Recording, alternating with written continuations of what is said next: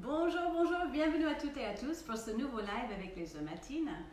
Ah là, ça y est, on est loin dans le confinement maintenant. Ça fait plusieurs jours. Là, franchement, honnêtement, j'ai perdu le compte. Mais je sais qu'il y a une chose qui nous occupe et qui nous font vraiment plaisir pendant ces journées dans la maison, c'est la cuisine et la pâtisserie. Franchement, heureusement que c'est là. Heureusement qu'on adore faire des choses maison. Ça nous permet de savoir ce qu'on mange, d'occuper notre temps, de se réunir en famille, de partager avec les enfants, avec des amis, s'ils sont proches de vous. En effet, donc c'est ça ce qui est super. En fait, voilà, je me présente, donc je suis Kathleen Clarity, je suis chef à l'Atelier des Chefs et je suis d'origine américaine. Peut-être que vous avez un peu entendu l'accent, c'est comme ça. J'y peux rien, mais je suis en France depuis très longtemps, depuis bien plus de 20 ans. Et il faut dire que la cuisine occupe vraiment beaucoup de mon temps, aussi bien en tant que chef et aussi en tant que maman, ça c'est sûr. Donc je cuisine vraiment comme vous tous les jours pour la famille, pour les amis. Et ça, effectivement, c'est absolument quelque chose de formidable que j'adore partager avec vous, effectivement, à travers ces lives. Mais une chose qui est absolument fondamentale, c'est que pour faire de la bonne cuisine et de la bonne pâtisserie, il est évident qu'il faut des bons produits. Essayez de privilégier toujours des produits locaux quand vous pouvez. Si vous êtes près d'un producteur, près d'une ferme, essayez vraiment de les faire travailler parce qu'ils font un travail vraiment extraordinaire et en ce moment, ils ont besoin de soutien. Moi, j'essaie tant bien que mal de trouver des bons produits locaux dont les œufs.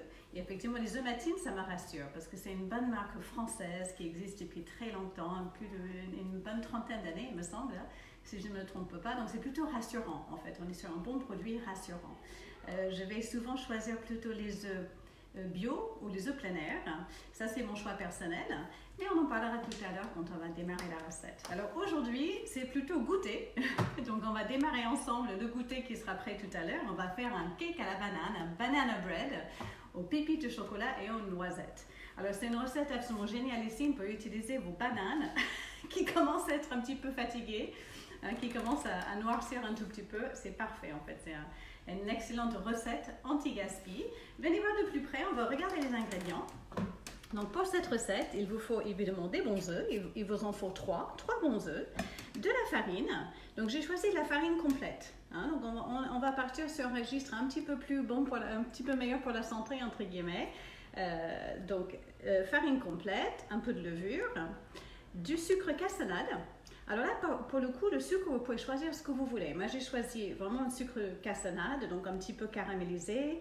Vous pouvez choisir un sucre, ce qu'on appelle un muscovado, un sucre de coco. Enfin, n'hésitez pas vraiment à varier les plaisirs. Ils apportent tous une autre saveur qui est très agréable. Il faut du bon chocolat, donc des pépites de chocolat qu'on va faire nous-mêmes et des noisettes. Voilà, superbe. Il vous faut également du beurre doux, qui est juste ici, et évidemment des bananes. Donc il vous en faut 2 bananes pour la recette et une autre qu'on va utiliser pour la déco. Donc c'est assez sympathique.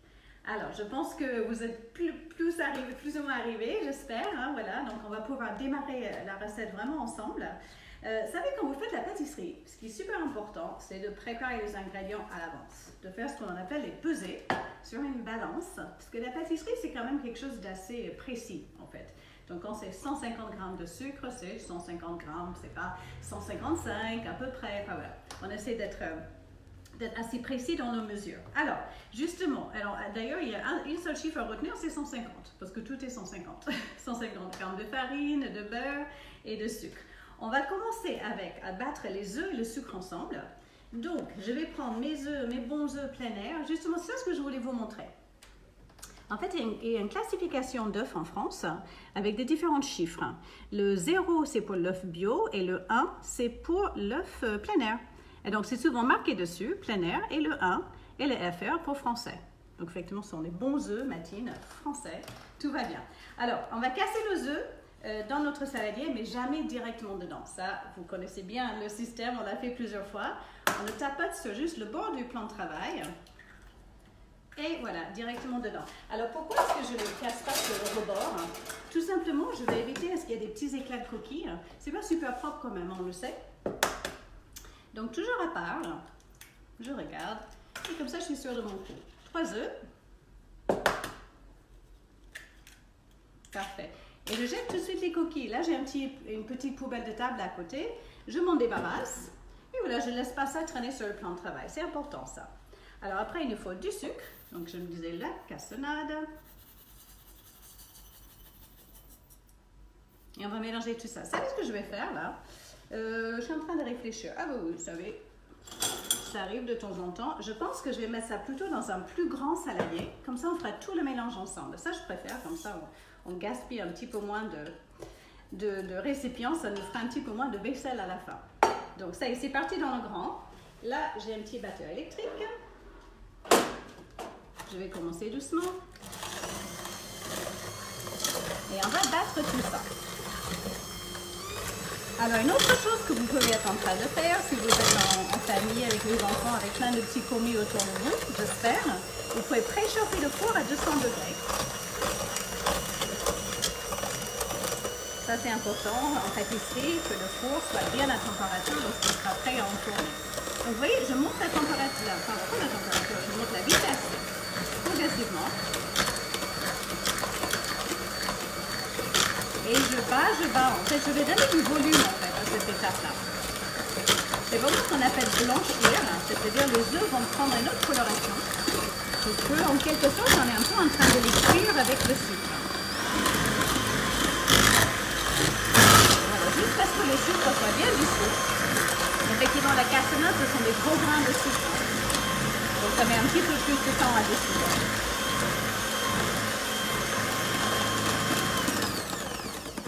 Ça, c'est parfait, super. Je vais mettre ça de côté pour l'instant. Et après, on va s'occuper de notre beurre. Donc là, j'ai du très bon beurre doux. Je déconseille le beurre demi-sel, hein, parce qu'après, on va être sur un autre registre là, en fait. Donc du beurre doux. Et je vais le faire fondre. Et on pourrait même lui donner une légère coloration noisette pour apporter encore plus de saveur. Donc je vais juste passer de l'autre côté. Hop, mettre ça à fondre. Et c'est pareil, si vous voulez donner une petite coloration noisette, je vous conseille plutôt de le faire fondre sur le feu et pas au micro-ondes. Comme ça, vous pouvez vraiment surveiller la coloration. Parfait. Attention de ne pas le brûler, évidemment. Ça, c'est parfait. Hop, on va surveiller. Tiens, on va réfléchir. Il faudrait me rappeler quelqu'un. Attends, le beurre, n'oubliez pas le beurre. Alors, ça y est, j'ai mes œufs et le sucre. Après, je vais rajouter donc ici la farine. Donc, j'ai ma farine complète. La levure, c'est une demi-sachet de levure. Et en fait, je vais juste les mélanger un petit peu avant.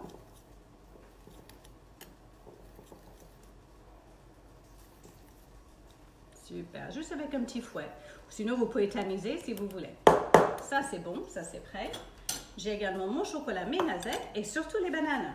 Donc, le beurre est en train de fondre, mon four est en train de préchauffer. Et je vais m'occuper maintenant de mes bananes.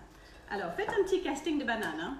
Regardez bien celles qui sont vraiment le plus fatiguées, le plus tachées. Et un autre un peu plus petit qu'on gardera pour la décoration sur le dessus. Donc, ça y est, je vais prendre ces deux-là. Ça, c'est parfait. On va les écraser.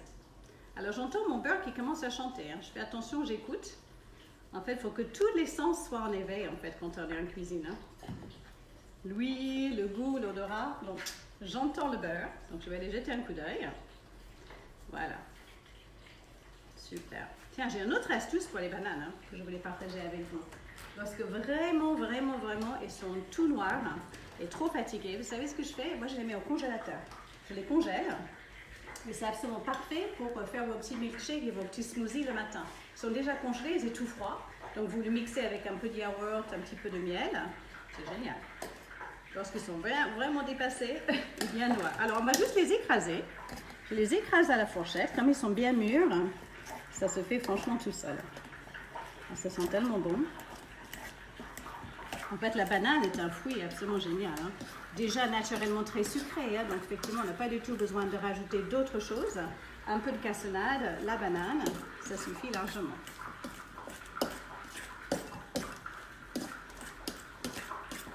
Super. Vous savez quoi? Moi, j'aime bien laisser des petits morceaux aussi. Hein. Ouais, on me prévient qu'il faut que j'aille voir le beurre. Je vais aller voir mon beurre. Oui. Alors, très bien. Il est fondu, il y a le mousse sur le dessus. Et en fait, c'est lorsqu'il va arrêter de chanter, je sais qu'on y est au beurre noisette. Donc ça, c'est pas mal. Hein. J'écoute bien. Mais il est parfaitement fondu, là. On n'est pas loin des beurre noisette. Alors, j'ai ma banane. J'ai ici les œufs et le sucre. J'ai ma farine et la levure qui sont tout bien mélangées. J'ai également mon chocolat, mes noisettes. le beurre qui arrête de chanter, que je vais récupérer tout de suite. Superbe ça. Je vais juste le mettre là-dedans. Comme ça, il va refroidir légèrement. Alors, autre astuce aussi, hein, si vous voulez partir sur quelque chose de plus végétal, vous pouvez, en prenant en fait de l'huile de coco. Ça marche très très bien aussi, l'huile de coco. Génial, j'ai tout. J'ai tout. Donc, prochaine étape, on va rajouter maintenant la farine avec la levure. Directement dedans, on mélange plus doucement cette fois-ci. Hein. On a bien fouetté au départ pour blanchir les œufs. Maintenant, dès qu'on rajoute la farine, effectivement, on va faire un petit peu plus attention pour ne pas trop la travailler. Hein. Toujours pareil. Hein. Donc la farine complète, elle a beaucoup de force. Hein. On la voit et on voit la couleur surtout.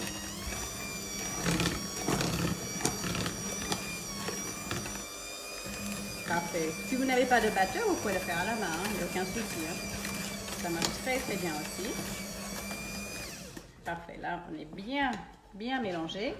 Je laisse juste mes petits fouets vont continuer à égoutter, en fait, de s'égoutter directement dedans. Je rajoute maintenant la banane juste écrasée, avec des petits morceaux. C'est encore plus gourmand comme ça. Top. Je rajoute aussi le beurre. Ouh là là. Ça, je peux vous dire, ça sent super bon. Alors, et on mélange doucement. C'était 150 et 150. Hein? 150 g de farine, 150 g de beurre et 150 g de cassonade. Et ça y est. Voilà, le beurre s'incorpore parfaitement.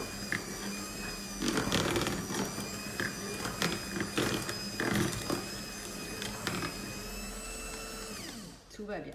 Alors, maintenant, on va s'occuper en fait de nos noisettes et de notre chocolat. Alors, il existe des petites pépites de chocolat, ça je le sais, hein, mais en ce moment, c'est un peu compliqué de tout trouver ce que l'on cherche au supermarché. Et j'avoue qu'on évite d'y aller pour un oui ou pour un non. Moi, j'ai fait mes courses personnellement 2 fois par semaine. Voilà, comme ça, je ne sors pas trop. Et donc, je n'avais pas de pépites. Par contre, j'avais du bon chocolat pour pâtisserie. Donc, en fait, on va les faire nous-mêmes. Donc, en fait, il faut tout simplement les couper, les séparer comme ceci. En fait, c'est ça aussi ce qui est génial, c'est que c'est du bon chocolat. Donc, ça va apporter du bon goût. Et en plus, on aura plein de bons morceaux de chocolat comme ça, quoi. Pas trop petits, hein, moi j'aime bien comme ça. Hop. Un peu comme pour les bananes. Je veux avoir un peu de mâche. Et je veux avoir vraiment ce bon goût de chocolat. Super. Donc, le chocolat, c'est bon. Chocolat noir, hein, tant qu'à faire. Je pense que c'est pas mal du tout, le chocolat noir. Tiens, je mets ça de côté. Et après, on va s'occuper de nos noisettes. Alors, les noisettes entières, je préfère. Qu'est-ce qui a été mixé juste avant? Ici, dans le grand bol, alors vous avez ici, donc, d'abord, c'était les œufs. 3 œufs avec le sucre, avec le cassonade qu'on a bien blanchi. En fait, on a fouetté plutôt à vive allure pour que ça devienne mousseux. Ensuite, j'ai rajouté la farine avec la levure qui était mélangée, les bananes écrasées. Et c'est tout. Voilà. Donc ça, c'est tout mélangé. Ensuite, on va ajouter tous les petits condiments, toutes les petites choses qui vont donner du goût. Donc je disais, je préfère que vous preniez des noisettes entières, mais parfois ils sont vendus avec la peau comme ça, ce qui était mon cas. Alors le plus simple pour l'enlever, parce que je trouve que en fait, j'ai pas très envie de tomber dessus dans mon cake, dans mon gâteau, c'est pas très agréable. Donc ce que j'ai fait, en fait, je les ai fait juste rôtir un petit peu au four, une quinzaine de minutes. Je vais les mettre dans un torchon, comme ceci. Et après, vous savez, je vais juste les frotter. Et la peau va tomber toute seule. Nous, en professionnel, on arrive souvent à trouver des noisettes complètement, entièrement décortiquées. Mais dans le commerce, c'est pas toujours. Hein. C'est très souvent avec un petit pot. D'ailleurs, celle-ci, j'ai acheté en vrac. C'est pas mal ça non plus. Hein. Éviter un peu tout le surpackaging et autres. Juste acheter en vrac. Alors, hop. C'est tout. Super rapide. Et après, on va les concasser légèrement. Pareil, pour avoir un bon petit goût de noisette. Et avoir un peu de mâche. Voilà, là, le fait de torréfier vos fruits secs, ça change absolument tout. Hein. Vous les mettez à peu près, comme je disais, moi je les mets à 180 degrés à peu près un quart d'heure. Hein. Mais c'est incroyable. Ça décuple vraiment le goût, quoi. Ça le renforce d'une manière exceptionnelle. Ça y est, la peau est partie sans problème. Impeccable. Alors, je pense que dans la recette, il y a environ, je crois que j'ai mis 20 grammes de noisettes, il me semble. Mais ça, c'est vraiment au choix et au goût, hein, selon votre goût. Si vous voulez mettre un petit peu plus, vous pouvez. Alors, maintenant, on va les hacher. Un peu comme on a fait avec le chocolat. Hop, je les rassemble bien au centre et c'est parti avec un bon gros couteau. Je les hache que grossièrement, vraiment que grossièrement. Cloup. Bien là, toi, petit rescapé. Pareil, pour avoir un peu de mâche. Vous voyez comme ils sont bien dorés, là, justement. Parfait, celui-là, il est bien toasté. Alors, ces cakes à la banane ou ces banana bread, ça fait partie des desserts qu'on appelle des gâteaux de voyage, hein, les cakes. Donc, c'est vraiment quelque chose qui, effectivement, qui se garde facilement quelques jours, qui se découpe facilement et qui est facile à emporter, quoi.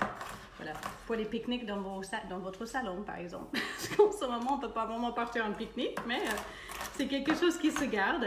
Et moi, j'adore le consommer au petit déjeuner, en fait. C'est absolument délicieux au petit-déj. Ça y est, les noisettes. Est-ce qu'avec la farine, on peut mettre de la maïzena? À la place de la farine, non, mais on pourrait faire moite-moite, si vous voulez. Parfois, la maïzena va alléger. J'en conviens parfaitement. Mais il vous faut un peu de gluten, en fait. Il nous faut cette force, en fait, sur le cake, hein, pour qu'il gonfle un petit peu plus. Donc, oui, vous pouvez, mais plutôt moitié-moitié. Et vous pouvez tout à fait varier les farines. Ça aussi, j'en ai pas parlé. Moi, j'ai pris de la farine bio complète. Mais vous pouvez prendre, par exemple, un mélange de farine blanche et farine de sarrasin, par exemple. Farine de châtaigne et farine complète. Vraiment, pas de souci, hein, ça fonctionne très très bien. Alors, les noisettes, ils vont partir dans mon appareil, dans cette fameuse pâte. Allez hop, les bons morceaux de chocolat aussi. Et on finit par mélanger. Alors là, regardez ça là. Oh là là. Donc on a les noisettes, les bons gros morceaux de chocolat. Hein, c'est un banana bread bien gourmand quand même. Hein. Et voilà, juste suffisant, juste assez pour mélanger. Je ne vais pas davantage, parce que encore une fois, je ne veux pas trop travailler la farine. Alors, un petit coup de propre, et on va s'occuper du montage. Alors, mon four est bien préchauffé, donc 200 degrés, c'est super important, parce qu'effectivement, on veut enfourner notre gâteau dans un four chaud. Bien, alors, il faut juste un moule à cake. Ça, c'est impeccable. Si vous avez des petits moules individuels, ça fonctionne super bien aussi. Ça, c'est assez pour faire un bon banana bread pour 6 à 8 personnes. Hein. Donc, si vous avez des petits moules individuels, c'est très bien aussi. Si vous n'avez pas de moule à cake, comme ça, j'ai envie de dire, vous pouvez mettre dans un moule à gâteau. Pourquoi pas, hein. Là, ce qui est sympa avec le banana bread, c'est le couper en tranches, par contre. Alors, on va beurrer l'intérieur. J'ai les mains évidemment très propres, hein. J'aurais dû vous en parler tout de suite. Effectivement, on lave les mains. Oh là là, en cuisine, ça c'est évident, et surtout en ce moment. Donc c'est 20 secondes, l'eau chaude, du savon, on frotte. Voilà, hop.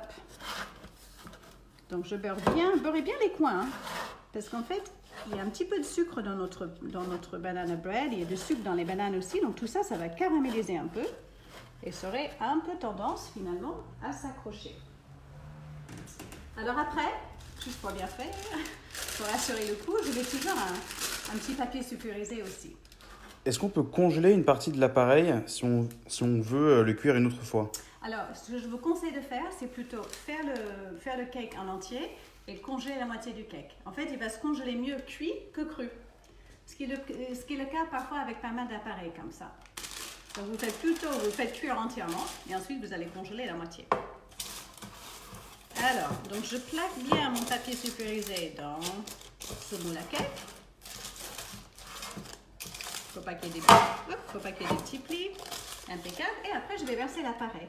Alors, il faut le remplir à peu près aux 3/4. Hein. Il y a un peu de levure quand même. Hein. Hop, donc ça va gonfler. Oh, mais ça sent tellement bon, mais ça sent incroyablement bon. C'est vraiment la douceur de la banane, mélangée avec la noisette et le chocolat, c'est franchement...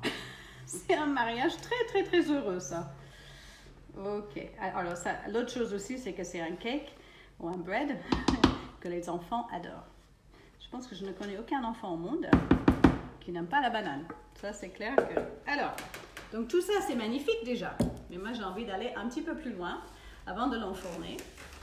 Je vais prendre ma dernière petite banane qui, lui, effectivement, hop, plein de taches. Ok, absolument pas grave. Hop, là, pour le coup, on enlève la peau délicatement. Et après, on va essayer de le couper en deux. Hein, doucement. J'ai un couteau, voyez, avec une lame un peu longue et souple. Donc, c'est pas mal. Regardez, je vais le mettre comme ça, comme un bateau.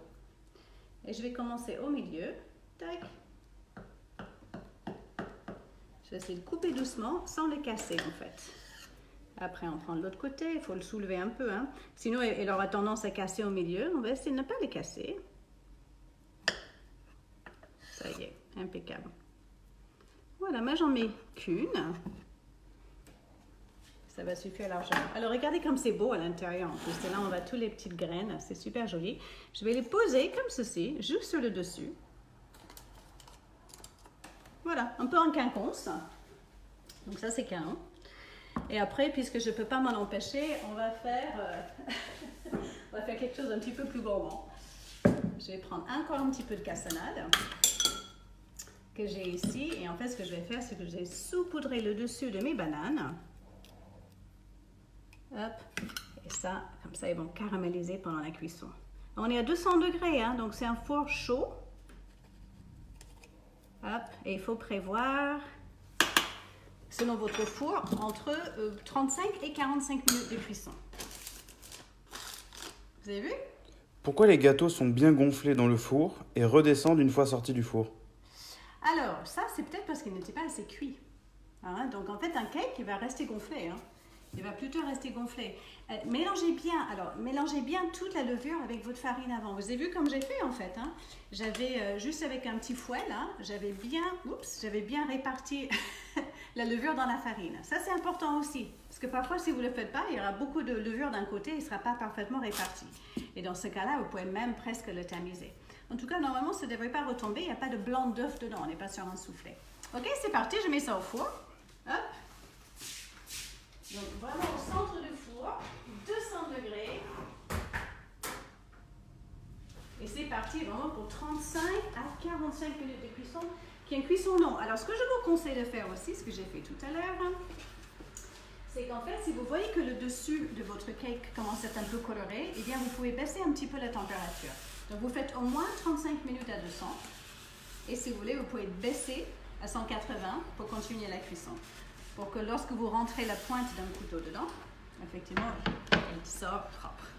Est-ce qu'on aurait pu rajouter des petites noix de pécan dessus, par exemple? Oh, génial, génial. Noix de pécan et banane, ça va superbement bien ensemble. Donc ça, c'est une très bonne idée parce que c'est un petit peu sucré aussi, la noix de pécan, c'est délicieux. Ça peut être des amandes aussi. Je trouve que chocolat, c'est vrai que chocolat pécan et chocolat noisette, ça va super bien ensemble. Alors ça y est, j'en ai fait un juste avant. Effectivement, il est encore un tout petit peu chaud. Hein. Il est encore un petit peu chaud et sort du four. Je vais essayer de le couper. Mais effectivement, il sort comme ça. Il est bien caramélisé. Hein. On est sur effectivement une farine complète. Donc en fait, il aura pas mal de coloration. Donc ça, c'est tout à fait normal. C'est tout à fait normal selon la farine que vous avez prise. Alors, moi, j'ai envie de le décorer un petit peu, parce que j'aime bien ça. Plusieurs choses. Donc, c'est rigolo parce qu'on voit bien la banane sur le dessus.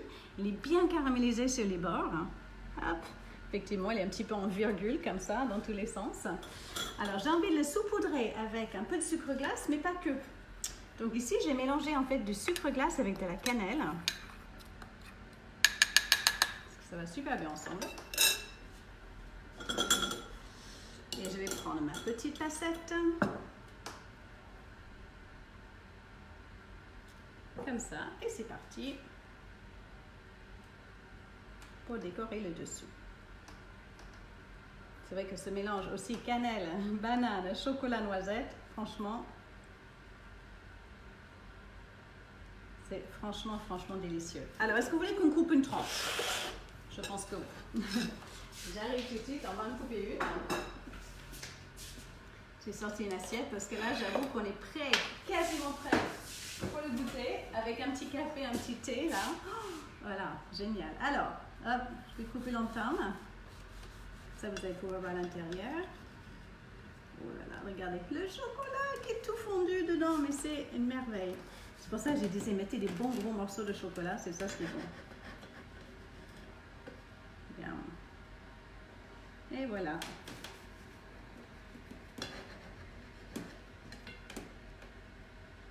Ça y est.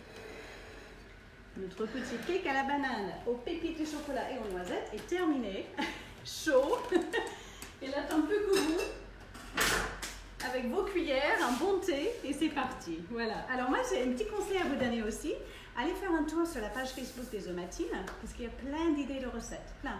Aussi bien sucré que salé. Donc ça vous pouvez vraiment faire le plein d'idées. En ce moment on cuisine beaucoup. Moi je vous retrouve donc tous les mercredis pour les lives. Une semaine sur deux c'est sucré et une semaine sur deux c'est donc salé. Lorsqu'on est sur le goûter, sur le sucré, c'est à 14h et lorsqu'on est sur le dîner, c'est à 18h. Donc, quant à nous, on se retrouve donc mercredi prochain à 18h pour faire des bonnes galettes de légumes, vraiment des galettes de légumes du fond du bac à légumes. Voilà. Donc, c'est parfait. Merci beaucoup. N'hésitez pas à faire des photos de vos plats, on adore. Vous pouvez les poster en commentaire sur la page Facebook. Nous, on se retrouve la semaine prochaine. Je vous souhaite un excellent goûter et portez-vous bien. Merci. Au revoir.